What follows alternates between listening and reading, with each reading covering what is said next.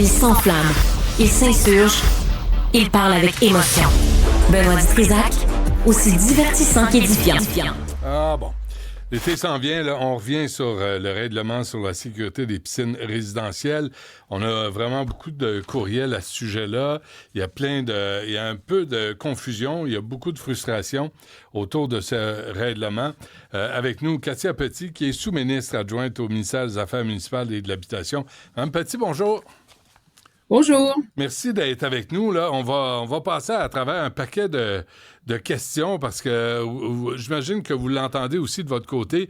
Il y a des gens, des choses qui sont pas claires dans ce règlement qui s'applique au plus tard le 30 septembre 2025. Alors, qu'est-ce que les gens, d'abord, qu'est-ce qui, selon vous, doivent comprendre? En fait, je pense qu'il y a plusieurs éléments à replacer dans leur contexte. La réglementation en vigueur entourant la sécurité des piscines, elle remonte à plus de 15 ans. Donc, ce n'est pas un règlement nouveau à proprement parler. Toute 2010. personne qui s'est acheté une piscine depuis 2010 doit être soumise à ces règles-là. La raison pour laquelle on se parle aujourd'hui, c'est très certainement davantage sur le fait que la fin de l'exemption qui visait les piscines installées avant novembre 2010 arrive à échéance. Donc, les gens ont eu un peu plus de 4 ans pour se conformer, mais c'est vraiment ce volet-là, donc la mise à jour ou la mise à niveau là, des plus vieilles piscines là, qui sont installées au Québec. Là, je me trompe pas, en mai 2022, il y a eu pénurie de matériaux, on sortait de la pandémie, manque de main-d'œuvre. Là, c'est le gouvernement qui a repoussé l'échéance au 30 septembre 2025. Oui, on a donné un peu plus de 2 ans et quelques mois là, et 2 mois là, pour se conformer. Effectivement, ça s'inscrivait spécifiquement dans le contexte de la pandémie. Là, Mme Petit, il n'y aura pas de débat là-dessus. Là. Tout le monde est d'accord à sécuriser les piscines, à s'assurer qu'il n'y ait pas de noyade ou le moins possible, qu'il y ait le moins de risques possible. Là. Je pense que tout le monde s'entend là-dessus. Là, on me dit, il y a combien de piscines, selon vous, au Québec? Il n'y a pas de chiffre officiel. Les chiffres qu'on a sont ceux de la Société de sauvetage. On parle d'environ 750 000 peut-être piscines au Québec, mais il n'y a pas de registre officiel de piscines. OK. 750 000. Là, est-ce qu'on sait combien là-dessus il y a de piscines non conformes? Non, parce qu'il n'y a pas de déclaration obligatoire. En fait, la très grande majorité des piscines sont réputées conformes parce qu'une grande majorité d'entre elles ont été construites après 2010 ou à tout le moins été remplacées. Et de nombreux citoyens avaient déjà sécurisé leur piscine bien avant la réglementation ou encore se sont conformés depuis. On est vraiment dans les derniers mois. Alors, on pense qu'il reste encore des cas. Ça, on peut pas le nier, mais la majorité des gens se sont conformés depuis. C'est le son de cloche qu'on a du milieu municipal, par exemple. OK. Tout de suite, Mme Petit, je vais vous dire, on a eu déjà plusieurs courriels. Là-dedans, il y en a un qui dit, moi, j'ai fait installer une clôture de 38 pouces, 36 pouces. Bien là, 36 pouces, hein? Puis là, ben ça marche pas, c'est 48 pouces, la nouvelle réglementation. Ces gens-là, là, ils ont payé pour installer une clôture. C'est pas... Puis on parle de plusieurs milliers de dollars, là. En fait, s'ils l'ont installée après 2010, elle devait déjà être à 1,2 mètres. C'est uniquement là sur les anciennes piscines qui doivent se mettre à jour. Il y a différentes solutions finalement qui s'offrent, mais la décision a été prise que pour des raisons de sécurité, l'exemption était retirée là, aux plus anciennes piscines. Donc, ça va avec la hauteur des piscines, la hauteur des clôtures, effectivement. OK, 1,2 mètres, là, Mme Petit, c'est combien en pieds? Écoutez, j'ai pas... c'est 40... Parce qu'un mètre, c'est 3 pieds, là. Tu sais, là, on est rendu à 48 pouces. C'est parce que quand vous avez annoncé ça, vous, au gouvernement, Mme Petit, il me semble que vous auriez dû aussi réglementer l'augmentation des prix des installations de clôture. Parce que là, on parle de 5, 8, 12 000 $. C'est beaucoup d'argent, là. En fait, on a laissé surtout du temps aux gens pour le planifier. Le principe de base, il y en a deux, vous en avez mentionné un tantôt, c'est qu'un décès est un décès de trop, mais également le fait qu'avec la possession d'une piscine vient des responsabilités, soit celle de la sécuriser. Maintenant, de nombreux rapports de coroner ont indiqué que des clôtures plus basses que les enfants étaient capables de les escalader. Alors, la décision a été prise d'y aller avec un rehaussement, y compris pour le plus vieux parc de piscine. Mais comme je vous l'indique, on a quand même donné plus de 4 ans aux gens pour le planifier. Non, Mme Petit, 4 ans, 4 mois, là, c'est pas vous qui payez. Ça sort pas de vos poches. Les gens nous écrivent, là, disent, hey, là, ils nous demandent 12 000 $ parce que les installateurs, on s'entend qu'ils se graissent la patte. Ils se gênent pas pour mettre le gros prix. Puis là, vous annoncez ça. Ben là, finalement, ça marche pas. Vous auriez dû organiser vos flûtes à l'origine, là. En fait, à l'origine, la décision a été prise de donner une exemption à ces gens-là, à ces propriétaires de piscines-là, pour permettre une entrée en vigueur graduelle. Par la suite, on parle de plusieurs décès. En fait, au moment où la décision a été prise par le gouvernement de retirer l'exemption pour les piscines antérieures à 2010, il y avait eu au moins 18 décès d'enfants de moins de 5 ans, dont 14 auraient pu être évités par des mesures de sécurité additionnelles. Alors, une fois qu'on se dit ça, il y a une question d'avantages et inconvénients et on a estimé que la vie humaine était plus importante que... OK, mais on ne jouera pas là-dessus, là, Mme Petit, OK? On s'entend qu'on ne veut pas d'enfants qui se noient. Tout le monde s'entend. Mais là, j'avais une auditrice qui nous appelle. Elle habite près du lac des Deux-Montagnes. Puis là, elle a fait clôturer. Elle a 2 enfants, sont grands aujourd'hui. À l'origine, entre la maison et la piscine, elle a clôturé ça de 4 pieds de long avec, tu sais, les portes qui barrent, puis elle a tout fait. Là, au cas débarque, puis il dit, ça prend une clôture à l'intérieur de la clôture pour la piscine.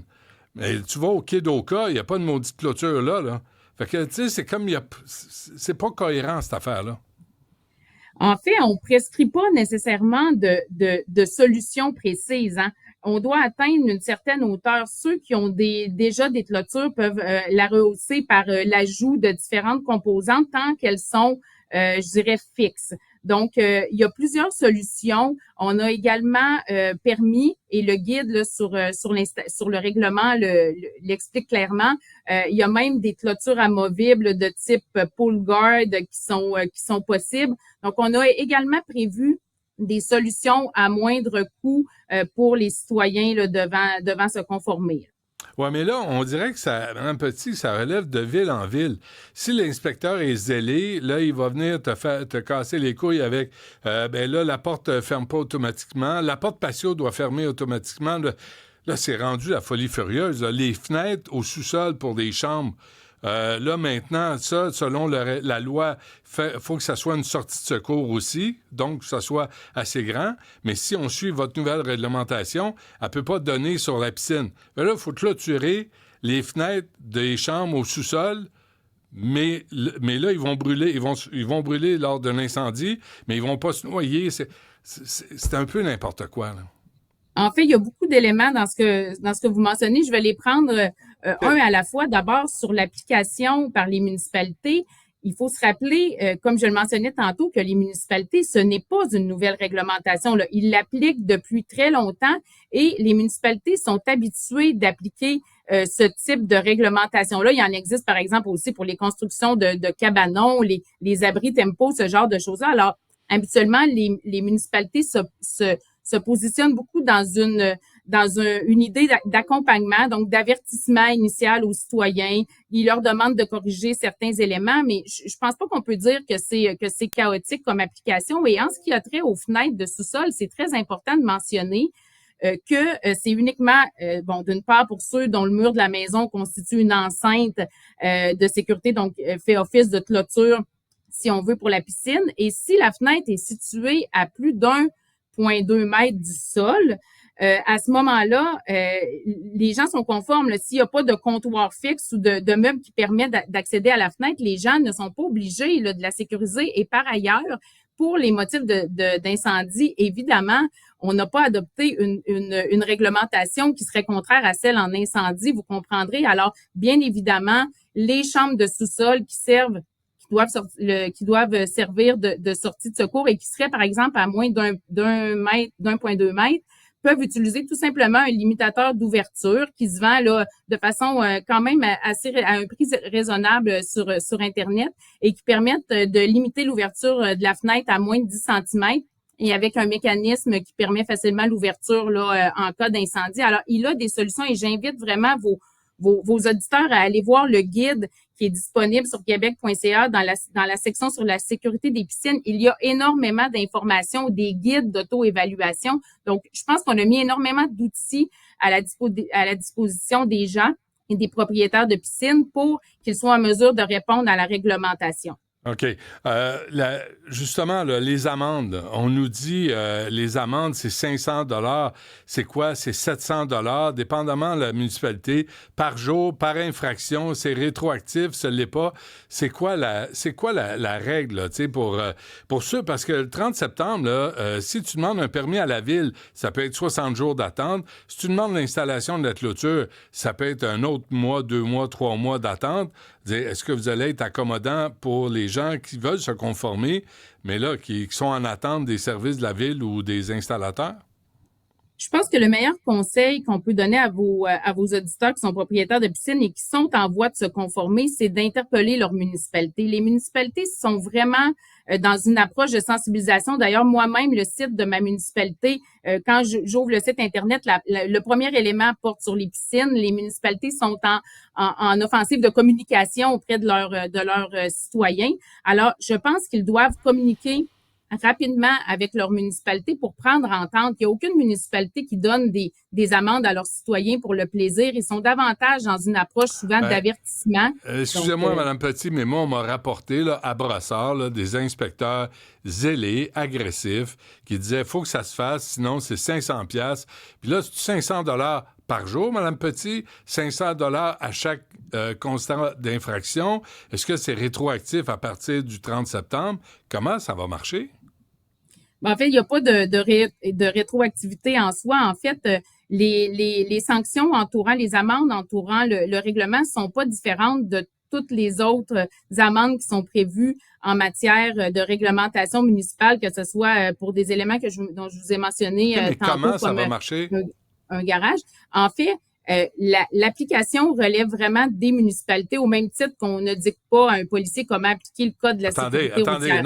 Non, Madame Petit. Non. Là, vous êtes en charge. Vous avez créé cette réglementation-là. Là, vous me dites, les amendes, c'est pas moi qui décide, c'est les municipalités. Fait que là, les municipalités peuvent décider d'en mettre 500, 700, d'être tolérants, accommodants, ou pas l'être. Venez pas me dire que c'est pas flou, là. En fait, c'est le même principe que pour n'importe quelle sanction. Donc, ce qui arrive, c'est que les municipalités vont aller se présenter chez un citoyen.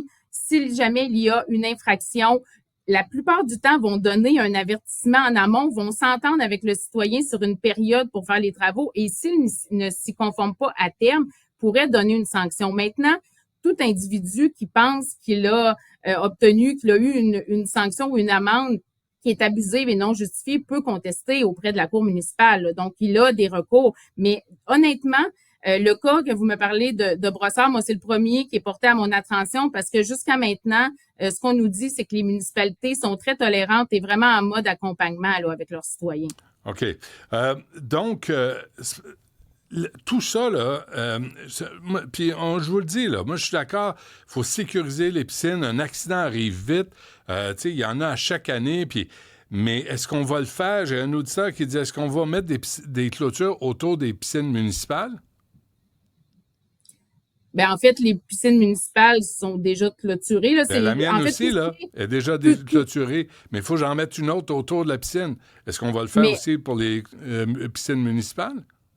Mais en fait, les piscines municipales, la réglementation est régie par le Code de construction du Québec. Là, de mémoire, c'est pas notre ministère qui l'applique, mais de façon générale, les règles sont très strictes entourant ces piscines-là. Et je pense que c'est erroné de dire qu'on doit mettre une clôture autour d'une piscine, à l'intérieur d'une autre clôture, pardon. Donc, l'idée, c'est vraiment de contrôler l'accès à des jeunes enfants à des piscines. Donc, il faut tout simplement que la piscine soit isolée. Et si un mur de la maison constitue une enceinte là, qui protège protège l'accès à la piscine, eh bien, à ce moment-là, les gens doivent s'assurer que quelqu'un qui est à l'intérieur de leur maison peut pas avoir facilement accès à la piscine. Alors, habituellement, c'est une clôture sur le patio ou encore Petit, un mécanisme qui permet. On s'entend que souvent, dans un mur de maison, il y a une porte.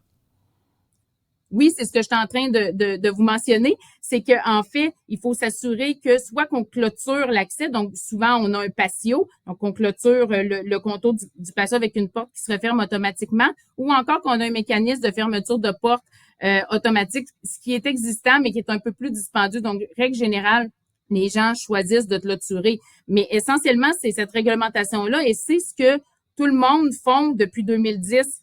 Au Québec, toutes les nouvelles installations doivent respecter ces règles-là. Donc, je comprends que maintenant, il y a un défi de mise à niveau pour certains, mais on s'est assuré de prévoir vraiment beaucoup de mécanismes pour s'assurer que ça se fasse au moindre coût possible. Je veux juste comprendre, là, si j'ai une porte patio, disons, dans un mur qui donne sur la piscine, une terrasse puis la piscine, si cette porte patio-là se verrouille automatiquement, j'ai pas besoin de mettre une clôture. Si elle doit aussi se refermer sans votre intervention au même titre que la porte de piscine doit se refermer sans qu'on soit obligé de le faire parce que sinon les gens oublient et c'est ce qui cause souvent les décès. Fait que là, c'est un 200-300$ chaque patente en passant, hein? Vous le savez, hein? C'est certain qu'il y a des coûts. On en était conscient au moment où la réglementation a été adoptée. Mais on dirait que ça vous dérange pas, ça. C'est certain qu'il y a des coûts. Calvaire, on parle de 10 000 $, on parle de 8 000 $. Il y a des gens qui nous écoutent, là, et ils disent « Hey, je vais l'enlever, ma piscine. Je vais l'arracher de terre. » Puis là, c'est rendu 30 000 $ faire déterrer une piscine creusée. Tu sais, je comprends, là, faut être prudent. Mais en même temps, faut pas être la Gestapo de la piscine non plus. Les gens, ils ont pas nécessairement 10 000 $ à mettre là-dessus, Mme Petit. Peut-être vous autres, à Québec, les fonctionnaires, mais les gens qui travaillent, ils l'ont pas souvent. Fait que, tu sais, ils arrivent à des paiements. Vous voyez le prix des maisons, le prix des paiements mensuels. Puis là, tu arrives avec ça en plus. Écoutez, c'est abusif, là. Comme je le mentionnais, la décision a été prise en sous-pesant les avantages et inconvénients. Et effectivement, les coûts ont bel et bien été pris en considération, d'où l'idée d'avoir des mécanismes qui permettent de le faire à moindre coût et d'où le délai qui a été accordé.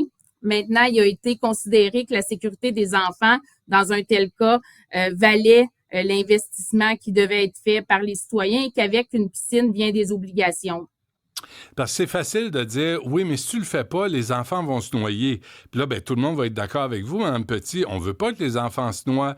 Mais si vous autres, vous aviez prévu les augmentations de coûts abusifs qu'on connaît là dans l'installation des clôtures, peut-être ça aurait aidé les gens à se conformer plus tôt.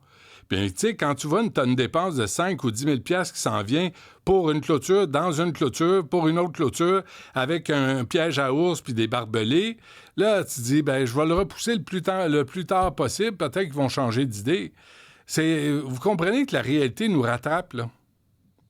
Mais je peux vous certifier que la majorité des gens se sont conformés. Donc, une grande majorité des gens ont procédé et comme je vous indiquais, j'invite vraiment les gens à aller voir les différentes solutions qui sont possibles à moindre coût. Certain. On a fait une section complète là-dessus, puis on est en échange avec les municipalités qui sont en sensibilisation auprès de leurs citoyens. Donc, vraiment, c'est un effort collectif à faire, puis on pense qu'il devait être fait pour les raisons que j'évoquais antérieurement. Et le tout a été élaboré aussi avec l'Institut national de santé publique et les spécialistes de la Société du sauvetage et autres partenaires. On comprend que les intentions étaient bonnes, Mme Petit. Là.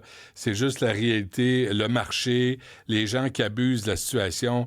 C'est un peu difficile à avaler pour plusieurs personnes. Dernière affaire, les gens qui ont des piscines hors terre. On a un auditeur qui a dit, oui, mais là, je fais quoi avec mon filtreur puis mon moteur? Là? Est-ce que je clôture ça aussi? Je l'éloigne? Qu'est-ce qu'il doit faire? En fait, la règle entourant la distance, donc le 1 mètre de dégagement entre, par exemple, un filtreur et la piscine, ne s'applique pas rétroactivement. Là. Donc, si monsieur, votre auditeur, a installé sa piscine après l'entrée en vigueur de juillet 2021, à ce moment-là, il n'y a pas besoin de la déplacer. OK. 1,2 mètres, là, je viens de le faire, là, c'est 3 pieds, 3 pieds, .9. C'est pas 4 pieds, ça. C'est 4 pieds, 3,9, ça devrait être 4 pieds. Fait que c'est 48 pouces. En pouces, c'est 48 pouces. On n'a pas le choix. 1 mètre, 2, c'est 48 pouces. 1,2 mètres. OK, parfait. Alors, on invite les gens à consulter le guide. Il est accessible facilement. Il n'y a pas de cours obligatoire de natation pour les petits pits prévus, parce que ça aiderait aussi, non? Mais on les encourage fortement, c'est certain. Oui, parfait. Cassia Petit du ministère des Affaires municipales et de l'Habitation. Merci. Bonne journée. Merci, au revoir.